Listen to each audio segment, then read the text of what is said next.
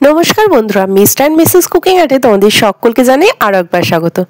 চলে এসেছি দুর্দান্ত স্বাদে এঁচোড়ের একটা রেসিপি নিয়ে। এখন কিন্তু তোমরা বাজারে প্রচুর এঁচোড় পাবে, আর এই এঁচোড়ের এই নিরামিষ রেসিপিটা বাড়িতে একদিন হলেও ট্রাই করো। খেতে হয় দুর্দান্ত, কোনো রকম মাছ মাংস কিন্তু লাগবে না যদি এই রেসিপিটা ট্রাই করে দেখো। আর এই টাইমে কিন্তু এঁচোড় খেতে দুর্দান্ত লাগে। তো শুরু করা যাক আজকের এই রেসিপি। আর যারা নতুন বন্ধু আছো অবশ্যই কিন্তু চ্যানেলটা সাবস্ক্রাইব করে নিও, আর বেল আইকনটা ক্লিক করতে একদম ভুলো না। চলো দেখে নেওয়া যাক এই দুর্দান্ত স্বাদের নিরামিষ এই এঁচোড়ের রেসিপিটা। প্রথমে আমরা এঁচোড়গুলোকে ভালো করে কেটে নিয়েছি আলু, আর এরপরে আমরা এঁচোড়গুলোকে একটু সেদ্ধ করে নেব। সেদ্ধ করে নেওয়ার জন্য প্রেশার কুকারে আমরা জল দিয়ে দিলাম এর মধ্যে নুন আর সামান্য হলুদ। নুন আর হলুদটাকে দিয়ে এঁচোড়টাকে আমরা ভালো করে ধুয়ে প্রেশার কুকারে দিয়ে দিচ্ছি। আর অবশ্যই এঁচোড়গুলোকে কাটার পরে জলের মধ্যে কিন্তু তোমরা অবশ্যই রেখে দেবে, তা না হলে এঁচোড়গুলো একটু গায়ে কালচে কালচে ভাব চলে আসবে। তার জন্য কিন্তু আমি জলের মধ্যে এঁচোড়গুলোকে রেখে দিয়েছিলাম। আলু আর এঁচোড় একসাথে আমরা প্রেশার কুকারে সেদ্ধ করে নেব। সেদ্ধ করে নেওয়ার পরে আমরা এটাকে একটা সাইডে তুলে রাখবো। আর তার মধ্যেই আমরা যতক্ষণ সেদ্ধ হচ্ছে আমরা একটা মশলা বানিয়ে নেব। নিয়েছি 1 চামচ গোটা জিরে, 1 চামচ গোটা ধনে, নিয়েছি গোটা গরম মশলা, দারচিনি, এলাচ, লবঙ্গ, গোলমরিচ নিয়েছি এখানে, আর নিয়েছি এখানে জয়িত্রী এখানে ব্যবহার করেছি, জাস্ট একটা পাপড়ি মতো জয়িত্রী ব্যবহার করেছি। দেওয়ার পরে এটাকে ভালো করে আমরা একটু কড়াইয়ের মধ্যে নাড়িয়ে নেব একটা সুন্দর গন্ধ আসার জন্য। এরপরে ঠান্ডা হয়ে গেলে আমরা একটা মিক্সার গ্রাইন্ডারে নিয়েছি টমেটো, কাঁচা লঙ্কা, আদা, আর যে মশলাটা আমরা এক্ষুনি ভালো করে শুকনো খোলায় কড়ার মধ্যে নাড়িয়ে নিলাম সেই মশলাটাকে এর মধ্যে অ্যাড করে দেবো। সমস্ত মশলাগুলোকে দেওয়ার পরে এটাকে আমরা ভালো করে একটু পেস্ট করে নেব। দেখো খুব সুন্দর পেস্ট হয়ে গেছে। যেহেতু টমেটো ছিল তাই এর মধ্যে এক্সট্রা জল ব্যবহার করিনি। এরপরে আমাদের দেখো এগুলো সেদ্ধ হয়ে গেছে, আমি দেখিয়ে দিচ্ছি একদম কতটা নরম হয়ে গেছে, বুঝতেই পারছো। সুন্দরভাবে হাত দিয়ে কিন্তু আমরা ভেঙে গেল। সমস্ত এঁচোড়গুলোকে আমরা তুলে নিয়েছি। তুলে নেওয়ার পরে একটা পাত্রের মধ্যে রেখে দিয়েছি।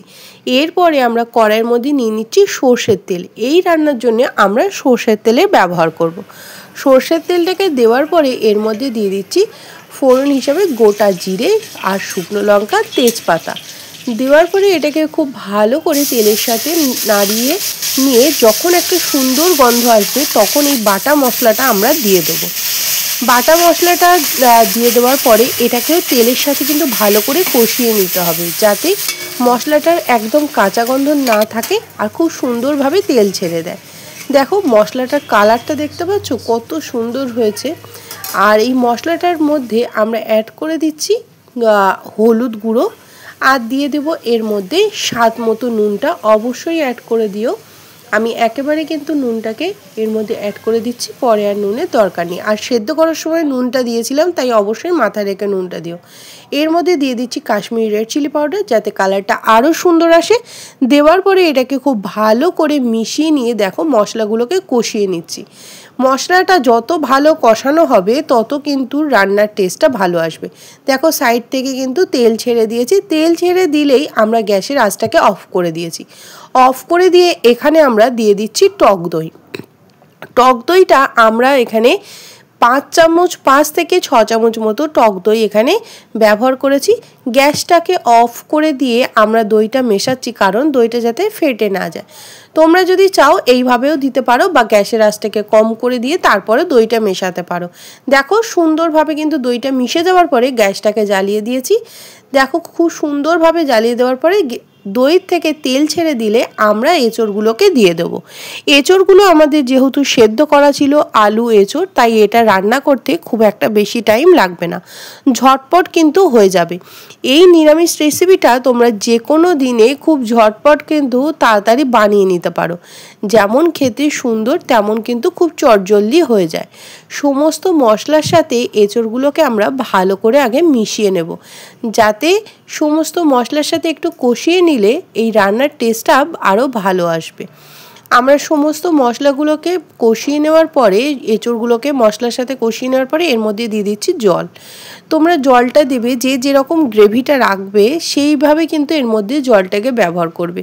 আমি একটু মিডিয়াম গ্রেভি রাখবো, একটু মাখা মাখা টাইপের রাখবো, তার জন্য কিন্তু দেখো এর মধ্যে খুব একটা বেশি জল দেয়নি, অল্প পরিমাণ জল দিয়েছি। ওপর থেকে দিয়ে দিয়েছি ফ্রেশ ধনেপাতা কুচানো। ধনেপাতা কুচানোটাকে দিয়ে আমরা আবারও খুব ভালো করে মিশিয়ে দিচ্ছি। সমস্তটা ভালো করে মিশিয়ে দেওয়ার পরে এটাকে আমরা ঢাকা দিয়ে একটু হতে দেবো। ঠিক এইভাবে ফুটে আসলে দেখো সাইড থেকে সুন্দর কালার চলে এসছে আর তেলটা কিন্তু ছেড়ে দিয়েছে, একটা ভালো গন্ধও বার হয়েছে। এইভাবে আমরা ভালো করে মিশিয়ে দিচ্ছি সমস্ত এঁচড়গুলোর সাথে, এই গ্রেভিটার সাথে ভালো করে নাড়াচাড়া করে নেওয়ার পরে যখন গ্রেভিটা ঠিক এরকম কমে আসবে এর মধ্যে আমরা দিয়ে দিচ্ছি স্বাদ মতো চিনি। যেহেতু নিরামিষ রেসিপি তাই এর মধ্যে অবশ্যই একটু মিষ্টির চিনির ব্যবহার করো, তাহলে কিন্তু খেতে ভালো লাগবে। চিনিটাকে দেওয়ার পরে দিয়ে দিচ্ছি গরম মশলার গুঁড়ো। গরম মশলার গুঁড়োটাকে দিয়ে এর মধ্যে দিয়ে দিচ্ছি সবার শেষে 1 চামচ মতো ঘি। ঘিটা দিলে এর টেস্টটা কিন্তু দ্বিগুণ বেড়ে যাবে, তাই অবশ্যই লাস্টে ঘিটাকে ব্যবহার করো। ঘিটাকে দেওয়ার পরে এটাকে আবারও খুব ভালো করে মিশিয়ে নিয়ে আমরা গ্যাসটাকে অফ করে ঢাকা দিয়ে রেখে দিয়েছিলাম কিছুক্ষণ স্ট্যান্ডিং টাইমে।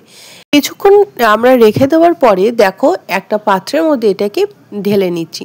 তোমরা এটা ভাত, রুটি বা পরোটা, লুচির সাথেও কিন্তু পরিবেশন করতে পারো, খেতে লাগে দুর্দান্ত। নিরামিষ এই রেসিপিটা বাড়িতে অবশ্যই ট্রাই করো। এই রেসিপি থাকলে আশা করছি তোমাদের মাছ মাংস কিছুই লাগবে না। নিরামিষ এই পদটা বাড়িতে একবার ট্রাই করে দেখো, খেতে কিন্তু দুর্দান্ত হয় আর খুব কম টাইম লাগে। তোমাদের হাতে কম সময় থাকলে এই রেসিপিটা ঝটপট বানিয়ে ফেলতে পারো। আর এখন এঁচড় কিন্তু তোমরা বাজারে পেয়ে যাবে, তাই এই এঁচড়ের সময় অবশ্যই এই রেসিপিটা ট্রাই করো। কেমন লাগলো আজকের এই রেসিপিটা অবশ্যই কিন্তু কমেন্টের মাধ্যমে জানিও। আর বাড়িতে ট্রাই করতে ভুলো না, এই রেসিপিটা ট্রাই করলে অবশ্যই কিন্তু কমেন্টে জানাতে ভুলো না। আর লাইক করে দিও। যারা নতুন বন্ধু আছো এখনও পর্যন্ত আমার চ্যানেলটাকে সাবস্ক্রাইব করোনি, তাড়াতাড়ি করে সাবস্ক্রাইব করে নাও। পাশে থাকা বেল আইকনটা ক্লিক করতে একদম ভুলো না। আর যদি তোমাদের রেসিপিগুলো ভালো লেগে থাকে তাহলে অবশ্যই কিন্তু চ্যানেলটাকে সাবস্ক্রাইব করে নিয়ে পাশে থাকা বেল আইকনটা ক্লিক করতে একদম ভুলো না। আর আমাদের এই রেসিপিগুলো কেমন লাগছে অবশ্যই কিন্তু কমেন্টের মাধ্যমে জানিও। চলো আজকের মতো রেসিপি পর্যন্তই, আবারও দেখা হচ্ছে নতুন কোনো রেসিপি নিয়ে। ততক্ষণে তোমরা ভালো থেকো, সুস্থ থেকো। আবারও দেখা হচ্ছে পরবর্তী ভিডিওতে।